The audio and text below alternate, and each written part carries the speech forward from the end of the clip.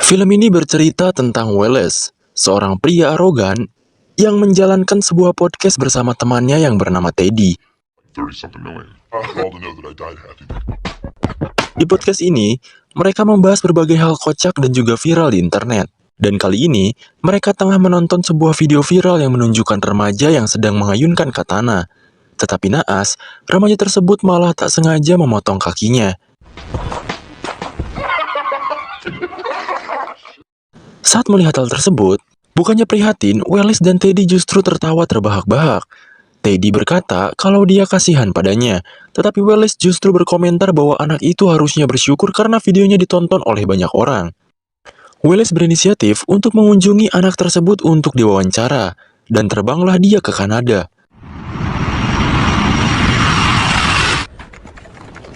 Here's back now. It's Los Angeles. Damn right, hockey.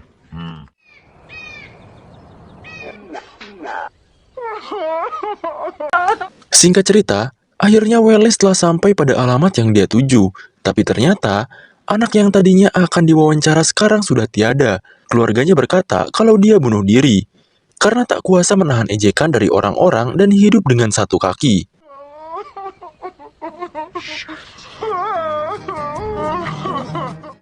Wallace yang kecewa pergi ke suatu bar dan lekas menghubungi Teddy, memberitahunya tentang kabar kematian si anak ini. Wallace berkeluh kesah di telepon. Dia berpendapat kalau seharusnya si anak ini menunggu selama 2 hari agar dia bisa mewawancarai kebodohannya. Wallace masuk ke dalam toilet dan menemukan papan yang penuh dengan kertas, berisikan informasi olahraga, iklan lowongan kerja, dan sebagainya. Kemudian, Wallace menemukan sesuatu yang unik, sebuah catatan dari kakek tua yang mengaku kalau dia memiliki cerita menakjubkan untuk dibagikan.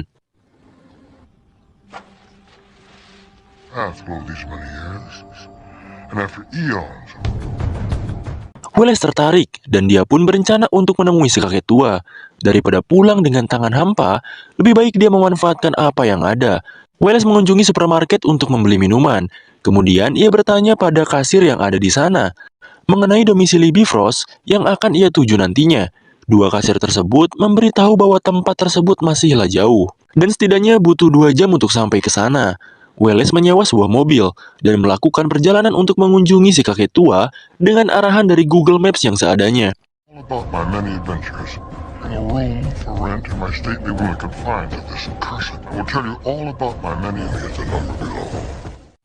Pada akhirnya, Wallace berhasil sampai di alamat tersebut, dan dia pun disambut oleh kakek berkaki lumpuh yang bernama Howard Howie.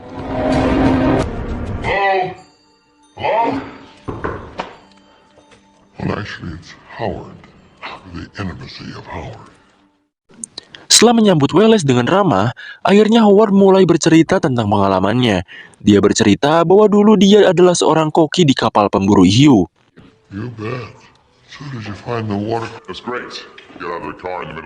Tetapi di tengah pelayaran, kesialan menimpanya. Kapal yang dia tunggangi menabrak dinding es dan karam ke dasar laut.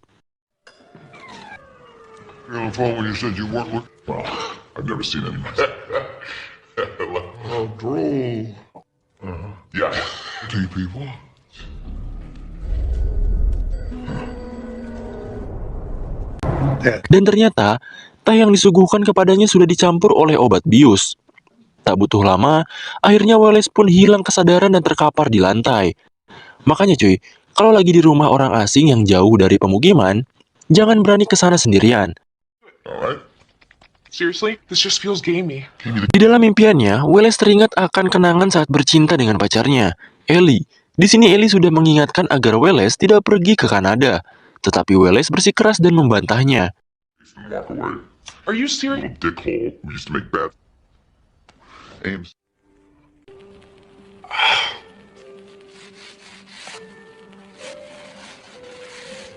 Wallace mulai siuman dan tersadar di tengah sebuah ruangan. Dan kini, dia duduk di kursi roda.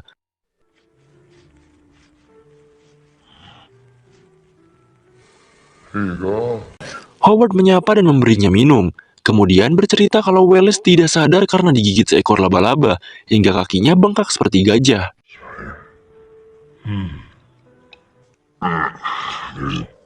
He was here with an injection, you see that? Beberapa saat kemudian, Wallace merasa aneh karena dia tak bisa merasakan kakinya. Dia pun membuka selimut yang menutupi kakinya. Kemudian, dia dikejutkan karena kini kaki kirinya telah tiada.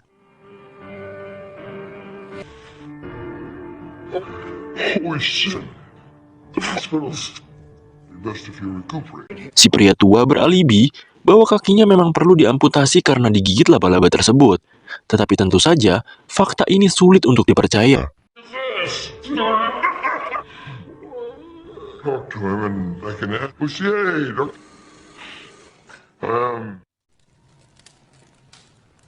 Makan malam telah tiba, dan Wallace sekarang hanya bisa terduduk diam karena seluruh badannya lumpuh karena dibius. Yang bisa dia lakukan hanyalah berteriak histeris. It does tend to leave well.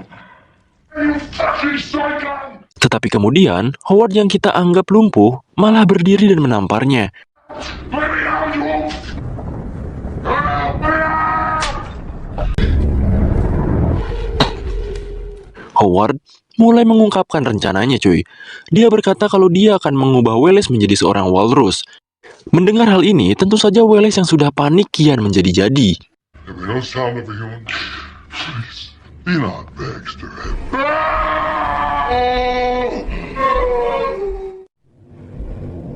Di sisi lain, si Ellie yang merupakan pacar Wallace tampak sedang khawatir karena pacarnya telah hilang tak ada kabar selama 3 hari. Till I remember what... Teddy yang mendengar curhatannya berusaha menenangkan Ellie. Kemudian, Ellie mulai menduga bahwa Wallace pergi untuk berselingkuh.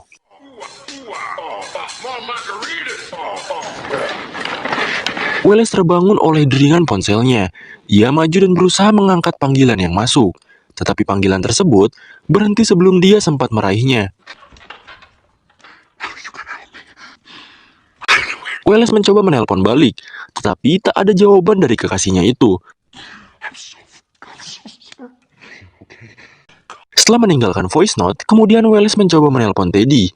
Teddy sempat melihat panggilan masuk, tetapi dia tidak menghiraukannya.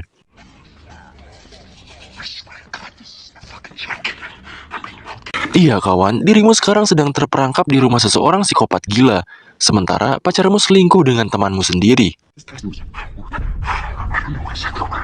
Saat masih sibuk melaporkan keadaannya lewat voice note, tiba-tiba Howard datang dan memukul Wallace sampai dia kembali tak sadarkan diri.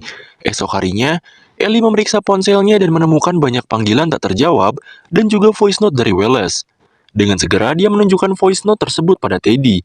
Lalu mereka berdua pun langsung bergegas untuk menyusul Wallace ke Kanada.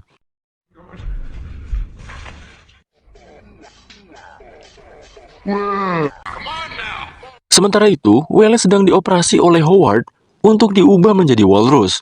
Dia menjahit tubuhnya dengan gabungan kulit manusia yang sudah ia rancang sedemikian rupa.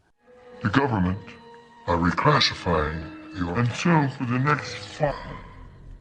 Dan dia juga dipasangi sepasang taring yang terbuat dari tulang kakinya.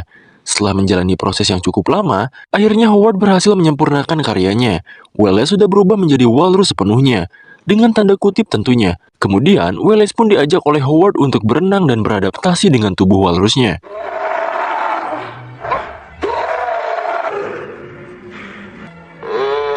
First to me, and to swim.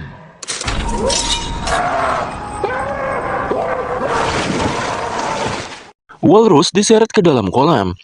Dan karena dia tidak bisa bertahan, dia pun tenggelam. Saat berada di bawah air, dia dikejutkan oleh pemandangan bangkai manusia walrus sepertinya. Ellie dan Teddy masih melanjutkan pencariannya. Mereka mengunjungi tempat sewa mobil untuk bertanya mengenai Wallace. Lalu kemudian mereka juga mengunjungi kantor polisi untuk menanyakan keberadaannya. It just ends. That doesn't sound like monkey shines. Polisi yang mereka ajak ngobrol memberi mereka kontak seorang detektif yang kebetulan sedang melakukan pencarian atas pembunuh berantai selama 10 tahun lamanya. Dia berkata bahwa sampai kini dia belum bisa memecahkan kasusnya. Dia juga menyebutkan bahwa korban yang ditemukan selalu tak memiliki kaki karena diamputasi. Tangan mereka dijahit ke badan, dan mulut beserta hidung mereka pun dipasangi sepasang taring mirip walrus. Tadinya dia mau berhenti, tetapi setelah mendengar kabar dari Ellie dan Teddy, dia pun senantiasa menawarkan diri untuk membantu. Dia berkata apabila Wallace jadi korban kali ini, maka dia menjadi korban ke-24 dari si pembunuh berantai ini. I'm so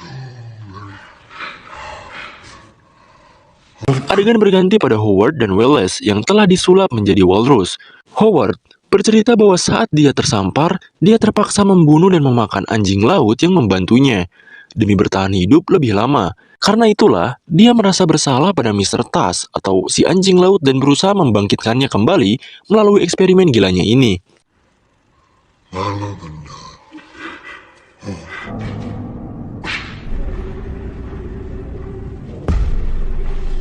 The mackerel. Di sisi lain, Ellie, Teddy, dan juga si detektif mengunjungi supermarket tempat Wallace pernah membeli minum. Mereka berusaha mengulik informasi dari kasir di sana. Dan beruntung, mereka masih ingat pada Wallace. No way. Berbekal informasi dari kasir tadi, Ellie beserta Teddy dan detektif melanjutkan pencarian mereka. Dan kini mereka berhasil menemukan mobil sewaan Wallace yang tenggelam di danau. Mereka menduga kalau mobil tersebut tenggelam karena disengaja. Sebelum mereka beraksi, detektif memberi Ellie dan Teddy senjata sebagai pelindung diri. Berhubung yang akan mereka hadapi adalah psikopat tua yang memang gila. Live. Oh. You will. Kembali pada Howard dan Wallace. Kini Howard tengah mengenakan kostum walrus yang sama seperti Wallace. Dan kemudian, dia mengajak Wallace untuk bertarung selayaknya anjing laut. Ellie dan rombongannya mendengar suara teriakan yang berasal dari sebuah rumah. Dan dengan segera, mereka pun berlari ke arah sana. And if you live. Howard dan Wallace masih melanjutkan pertarungan mereka. Dan pada akhirnya, Wallace berhasil melukai Howard tepat di kaki. Kemudian menusuk dada si pak tua dengan taring walrusnya.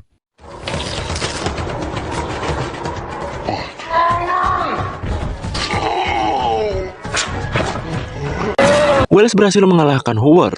Dan di ujung kematiannya, Howard merasa lega karena rasa bersalahnya telah hilang. Dia menganggap bahwa Mr. Tas sudah membalaskan dendamnya dengan membunuhnya. Ellie, Teddy, dan juga si detektif berhasil sampai ke sumber suara. Dan setelah melihat pemandangan di depan matanya, Ellie berteriak histeris, tak percaya bahwa pacarnya sudah berubah sedemikian rupa. Detektif berinisiatif untuk membunuh Wallace untuk melepaskannya dari penderitaannya. Tetapi Ellie mencegahnya.